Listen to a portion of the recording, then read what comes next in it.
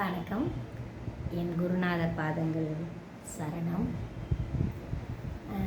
இன்றைக்கி என் முகத்தில் தெரியுதுங்களா, நல்ல மகிழ்ச்சி. ஏன்னா என் பெரிய பொண்ணும் என் கூட இருக்கால. அப்போ என்னதான் இருந்தாலும் அவங்களோட பக்கத்தில் அவங்க இருக்கிறப்ப அவ்வளோ ஒரு சந்தோஷமாக பாசிட்டிவ் எனர்ஜி எனக்கு கிடைக்கும். ஆனால் நாங்கள் ரெண்டு பேரும் எலி பூனை மாதிரி அடிக்கடி சண்டை போட்டுக்குவோம். ஆனால் அது காரணமே இருக்காது. கொஞ்ச நேரத்தில் முத்த வச்சுக்கிட்டு இருப்போம். ஏன்னே தெரியாது. குழந்தைங்க ரெண்டு பேர்த்துட்டையும் இதே நிலமை தான். காய்ச்சி மூச்சுன்னு கத்தி சண்டையாக இருக்கும். அப்புறம் நீ செஞ்சது தான் தப்பு, இதுக்கு காரணம் உன்னால தான் இப்படி ஆச்சு, அப்படி இப்படி வீடு கூட்ட சொன்னால் கூட்ட மாட்டேங்க, அப்படி இப்படின்னு கத்தி செம்ம டென்ஷன் ஆயிடுவேன் எனக்கு. அப்புறம் கொஞ்ச நேரத்தில் பார்த்தீங்கன்னா முடியை கோதி விட்டு முத்த வச்சுக்கிட்டு இருப்பேன். அது எனக்கு முத்த வச்சுட்டு இருக்கும். வெளியிலேருந்து பார்க்குறவங்க என்ன இதுக்கு ரெண்டரும் இப்படி அடிச்சுக்கிச்சுக்கங்க, இப்போ எப்படி இருக்குங்க. எல்லா அம்மா பொண்ணுக்கும் இது. ஆனால் நான் எங்கள் அம்மாட்ட அப்படி கோச்சதே இல்லை. கல்யாணத்துக்கு முன்னாடி நான் சுத்தமாக கோச்சிக்கிட்டதில்லை. கல்யாணத்துக்கு அப்புறம் ஒரே ஒரு காரணத்துக்காக அம்மாவை அடிக்கடி நான் கோச்சிட்டேன். அது அவங்க சாக போகிற ஒரு சில வருஷங்கள் முன்னாடி. அதை நினச்சி நான் ஃபீல் பண்ணாத நாளே இல்லை. அம்மா இந்த உலகத்தில் யார் வேணாலும் யோசிச்சு பாருங்கள், சுயநலமாக இப்போ நான் இருக்கேன். நான் வந்து வேறு ஒருத்தவங்களுக்கு நான் சுயநலமாக யோசிக்கலாம். ஆனால் நான் யோசிக்க மாட்டேன். யோசிக்கலாம். ஆனால் தன்னோட குழந்தைங்களுக்கு தன்னுக்கு மிஞ்சி தாங்க எதுவுமே. அதாவது தான் குழந்தைங்களுக்கு எனக்கே இல்லைனாலும் பரவாயில்ல, என் குழந்தைங்களுக்கு கிடைச்சா போதும். அப்படி ஒரு தாய்மை உள்ள வந்து எனக்கு கடவுள் கொடுத்துருக்கிறாரு. அப்புறம் நான் அந்த மாதிரி உயிருக்கு பிள்ளைங்களுக்கு விட என்ன பெரியசு அப்படிங்கிற மாதிரி கடவுள்கிட்டே நான் போய் போராடிக்கிட்டு இருப்பேன். எப்போ பார்த்தாலும் என் குழந்தைங்களுக்கு நல்லது நடக்கணும். இது உங்களுக்கு போர் அடிக்கும் இந்த விஷயம், ஆனால் உண்மை இதுதான். ஏன் இதை சொல்ல வரேன்னா, குழந்தைங்களுக்கு காலகாலத்தில் நம்மளுக்கு ஏதாவது நடக்க வேண்டியது நடக்கலைன்னா நம்மளுக்கு வந்து அது ஒரு விரக்தி ஆகிடுது. விரக்தி ஆகிட்டோம். மனசில் வந்து அது ஒரு கழிவாக தேங்கிடுது. இப்போ உடல் கழிவை பற்றி தான் போன வாரம் வரைக்கும் பேசிகிட்டு இருந்தோம். ஆனால் இப்போ நான் பேசுகிறது எல்லாமே மனசு கழிவை பற்றி. அந்த மனக்கழிவு தீர நம்ம உடம்பு தன்னைத்தானே சரி பண்ணுற வாழ்க்கையை வந்து நம்மளுக்கு ஏற்படுத்திடும். அப்போ வந்து அப்படியே இன்றைக்கி பார்த்தீங்கன்னா நான் காலையிலேருந்து சரன்னு வேலை செஞ்சுட்டு இருந்தேன். ஏன்னா எனக்கு இதெல்லாம் முதல்ல முடியவே முடியாது. ஒரு டம்ளர் தண்ணி குடிக்க கூட கை வலி இருக்கும். ஆனால் மனசில் ஒரு சந்தோஷம் இருக்கிறப்ப எவ்வளோ வேலை வேணாலும் செஞ்சுட்ருப்பாங்க பொம்பளைங்க, ஆம்பளைங்க, குழந்தைங்களுக்கு ஃப்ரெண்ட்ஸுங்கெல்லாம் கூட இருந்தால் எவ்வளோ ஜாலியாக இருக்கும் பார்த்துருக்கீங்களா. அப்படியே குழந்த மனசு வந்துடும். அதே மாதிரி தான் பெரியவங்களுக்கும் தங்களுக்கு ஒரு சந்தோஷம் உள்ளே இருக்குன்னா அப்படியே அவங்களும் குழந்த மாதிரி மாறி அதுக்கு இதுக்கு ஓடுவாங்க, ஒடியாடுவாங்க, அவங்க உடல்நிலையே மறந்துடுவாங்க. அப்போ என்ன இதுலேருந்து உங்களுக்கு தெரியுது, அந்த மனசு நல்லா இருக்கிறப்ப உடல் வந்து தன்னைத்தானே சரி பண்ணிக்கிற வாய்ப்பு இருக்குது. அப்போ நம்ம சரி பண்ணிக்கணும்ல இல்லைங்களா. அதனால் நம்ம என்னென்னா நம்ம உடல் கழிவை நீக்கிறோம் இல்லைங்களா. அதாவது பேதிக்கு சாப்பிடணும். அப்புறம் வந்து மாத்திரை மருந்தெல்லாம் எடுத்து நம்ம வந்து கழிவுகளை நீக்கிட்டு மருந்து எடுத்துக்கிட்டு உடம்ப ரெடி பண்ணுற மாதிரி மனசுக்கும் பல வழிகள் இருக்குது. அது வந்து அதை நம்ம மனசை வந்து தியானங்கிற முறையில் மட்டும்தான் அதை கழிவுகளை நீக்க முடியும். ஆனால் நீங்கள் நினைக்கலாம் மெடிடேஷன்னா இப்படி கையை வச்சுக்கிட்டு இப்படியே உட்காந்து ரொம்ப நேரம் பண்ணிகிட்டு இருக்கணும், அதெல்லாம் தேவையே இல்லைங்க. ஏதோ ஒரு வேலை செய்யுங்க. எனக்கு எங்கள் குருநாதர் சொல்லி கொடுத்தது தான், அம்மா நீ செய்கிற எல்லா வேலையிலையும் நீ இறைவனை நினச்சிக்கிட்டே இரு அப்படின்னு சொல்லி கொடுத்தாரு. அதை நான் வந்து கடைபிடித்தேன். ஆனால் வராது அவ்வளோ சீக்கிரம், நம்மளுக்கு டக்குன்னு கை கூடாது. 3 வருஷத்துக்கு மேலே ஆகும்னு நினைக்கிறேன். நான் கிட்டத்தட்ட 4-5 வருஷமாக நான் போராடி இப்போ தான் ஒரு புள்ளி அளவுக்கு எனக்கு அது வர ஆரம்பிச்சிருக்கு. அதுக்கு முன்னாடி எப்படி 24 மணி நேரம் சாமியை நினச்சிட்டு முடியும், எப்படி தியானத்தில் 24 மணி நேரம் தியானம் பண்ண முடியும். நம்மளுக்கு இருக்குது 1000 வேலை, துணி துவைக்கணும், பாத்திரம் வளர்க்கணும், வீடு கூட்டணும், இதை பண்ணணும், விருந்தாளிங்க வருவாங்க, நம்ம வெளியில் போகணும், பர்ச்சேஸ் பண்ணணும், இது 1000 மண்டக்குள்ளே ஓடிக்கிட்டே இருக்கும். ஆனால் நீங்கள் தியானங்கிற 24 மணி நேரம் தியானம் அப்படின்னு நம்ம நினச்சி ஒரு இதை நம்ம பண்ணுறப்ப என்ன நினைப்போம், இந்த 24 மணி நேரத்தில் நம்ம 8 மணி நேரம் தூங்கணும்னு சொல்கிறாங்களா, எங்கே தூங்குகிறோம்? அந்த நேரம்லாம் சும்மா உட்காந்து நேற்று இது நடந்தது, அவன் நம்மளுக்கு கெடுதல் பண்ணா, இவ இப்படி பேசிட்டா, அவ அப்படி பண்ணா, நம்ம வாழ்க்கையில் அடுத்த கட்டம் என்ன, அது இதுன்னு இதை பற்றி தான் நம்ம சிந்திக்கிறோம். அப்படி சிந்திக்கவே வேண்டிய அவசியமே இல்லை. நீங்கள் அந்த நேரம் கடவுள் என்ன பண்ணியிருப்பாரு, ஏன் இவருக்கு உருவம் இப்படி இருந்தது, நம்ம ஏன் உருவத்தை கும்பிடுறோம், இல்லை ஏன் உருவத்தை கும்பிடலை, அந்த மதத்தில் அப்படி ஏன் சொன்னாங்க, இந்த மதத்தில் இப்படி ஏன் சொன்னாங்க, எல்லாத்துக்கும் பொதுமுறையாக அன்புன்னு ஏன் சொல்லியிருக்கிறாங்க, அன்பு காட்டுறப்ப எல்லாரும் எல்லா மதமும் ஏன் மறைஞ்சு போயிடுது. இப்போ ஒரு முஸ்லீம் நண்பர் இருக்கார், நான் இருக்கேன்னு வச்சுக்கோங்க, நான் விழுந்தேன்னா டக்குன்னு அவர் என்ன பண்ணுவார், ஓடி வந்து நம்மளை தூக்கி விட்டு கை காலெல்லாம் தட்டி விட்டு தண்ணி குடிப்பார், ஏதாவது ஒன்று பண்ணுவார். கிறிஸ்டின் நண்பர் இருக்கார், குடுகுடுன்னு ஓடி வருவார். அப்போ வந்து பார்க்க மாட்டாங்க, மதம் அதுன்னு பார்க்க மாட்டாங்க, குறையும் சொல்ல மாட்டாங்க நம்மளை, ஏம்மா பார்த்து வரலாம்ல அப்படி சொல்லிட்டு நம்மளை கையை பிடிச்சி தூக்கி விட்டு நம்மளை உட்கார வச்சு இது பண்ணுவாங்க. அப்போ இந்த இடத்துல என்ன செயல்படுது, மதமாக செயல்படுது, அன்பு தானே செயல்படுது. அப்போ என் குருநாதர் சொன்ன மாதிரி அன்புங்கிற ஒன்றே ஒன்று தான் எல்லா மதத்துலேயும் பொதுவாக இருக்குது. அப்போ நம்ம வந்து நம்ம வீட்லேயும் சில பேர் தப்பு பண்ணுறப்ப அதுதானே இருக்கணும், நம்ம அவங்க மேலே அன்பு இருக்கணும்ல.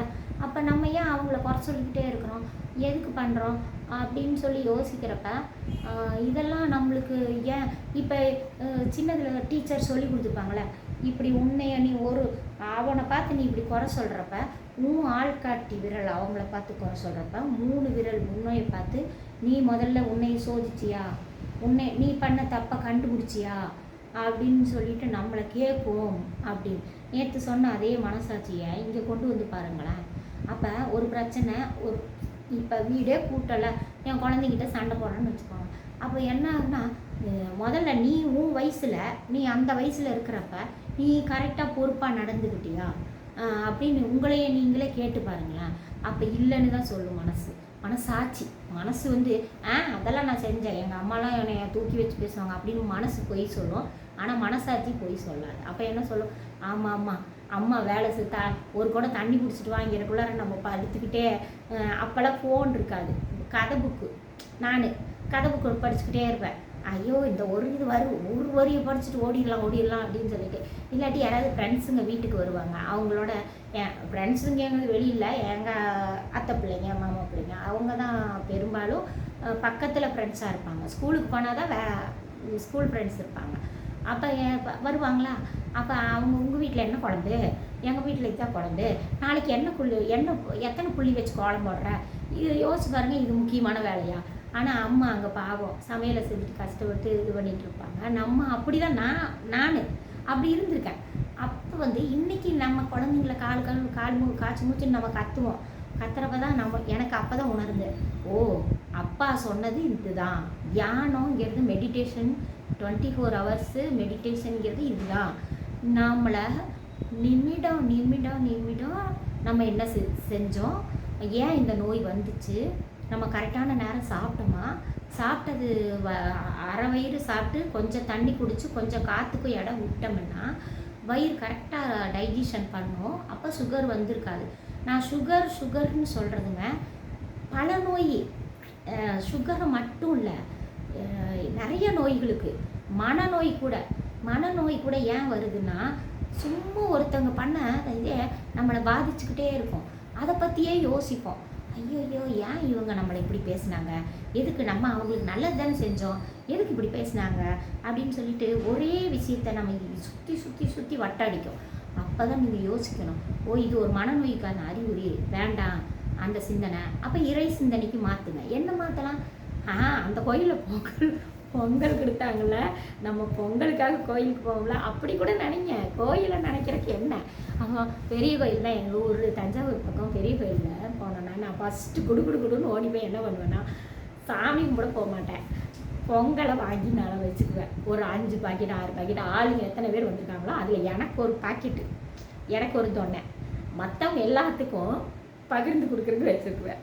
எப்போனா இது வந்து எனக்கு நினைவு தெரிஞ்ச நாள்லேருந்து எங்கள் அம்மா என்னை கூப்பிட்டு போகிறப்ப வந்து முதல்ல எங்கள் அம்மா கிட்ட அடம் முடிச்சு பொங்கலை வாங்கலாம். அம்மாவுக்கும் சுகர் இருந்தது. ஆனால் நான் வந்து அதை கவனத்திலே வச்சுக்காம, அம்மா ஃபஸ்ட்டு பொங்கலை வாங்கி வச்சுக்கலாம், தீந்து போயிடுன்னு மனசு சாமி மேலேயே ஐக்கியம் ஆகாது, அந்த பொங்கல் மேலேயே தான் ஐக்கியமாகும். அப்போ பொங்கலை வாங்கி வச்சுக்குவேன். அதுக்கப்புறம் கோயிலுக்கு எல்லாமே சுற்றிட்டு வந்துட்டு எப்படா அந்த பொங்கல் வேறு வாசனமாக இருக்கும், சாப்பிடணுன்னு ஆசையாக இருக்குது. சாமியே ஒழுங்காக கும்பிட்டதில்ல. அப்புறம் திருநீர் தருவாங்க, நிறைய திருநீர் அள்ளி இப்போல்லாம் தராங்கல்ல, அப்போல்லாம் வந்து இப்படி அப்படியே கொத்த அள்ளி தருவாங்க. அந்த திருநீர் வந்து மருந்து. ஏன்னா அந்த காலத்தில் தயார் பண்ண திருநீர் இப்போ வந்து எதுலையோ செய்கிறாங்கன்னு சொல்கிறாங்க. அப்போ அந்த திருநீரை என்ன பண்ணுவோன்னா அள்ளி அள்ளி சாப்பிடுவாங்க. குடுகுடுன்னு இந்த கோயிலில் சாமி கும்பிட்டுட்டு பக்கத்துலேயே பெரிய கோயிலில் நிறைய சாமி இருக்கும், நிறையா இடத்துல திருநீர் தருவாங்க. அள்ளி அள்ளி சாப்பாடு மாதிரி சாப்பிடுவேன். அப்போ இதெல்லாம் வந்து தெய்வ நம்பிக்கையா சொல்லுங்கள்? அதே குழந்த மனசு அப்படி தான் இருந்திருக்கும்.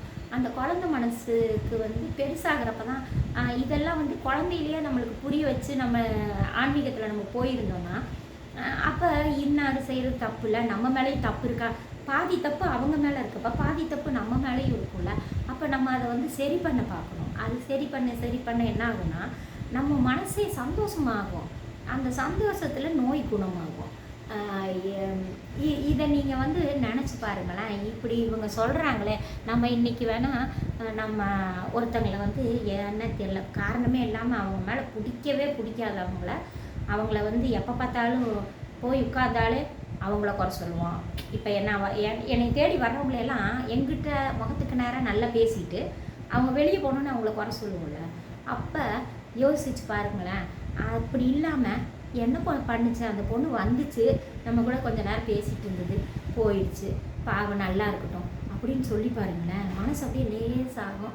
அந்த லேசான மனசு உடம்புல மனசு லேசாக முகத்தில் அந்த அழகு தெரியும். அப்படியே இயற்கையாகவே ஒரு அழகு நம்மளுக்கு கூடும்.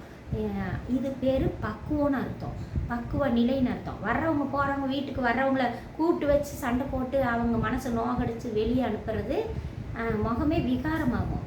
ஆனால் நம்ம முகம் அழகாகணுன்னா, இயற்கையாக அழகாகணுன்னா எல்லாத்தையும் மன்னிச்சு பாருங்களேன். அதே மாதிரி அவங்கக்கிட்ட இருக்க தப்பை அவங்க திருத்திக்கிட்டோம், நம்மக்கிட்ட இருக்க தப்பை நம்ம திருத்திக்கலாம் அப்படின்னு யோசிச்சு பாருங்களேன். உங்கள் முகம் கொஞ்சம் கொஞ்சமாக அழகாயிட்டு வரும். என் வீடியோவை எல்லாத்தையும் வரிசையாக பாருங்கள், என் முகம் கொஞ்சம் கொஞ்சமாக அழகாயிட்டு இருக்கு. ஏன்னா உங்களை நான் உங்களை நேரடியாக பார்க்கலனாலும் சில பேரை பார்க்குறேன். நான் எல்லாத்தையும் இப்போ என்னையை நான் திருத்திக்க எனக்கே வந்து என் முகம் அழகாக இருக்கோ அப்படின்னு சும்மா தோணுது. உங்களுக்கும் அப்படி தோணும்.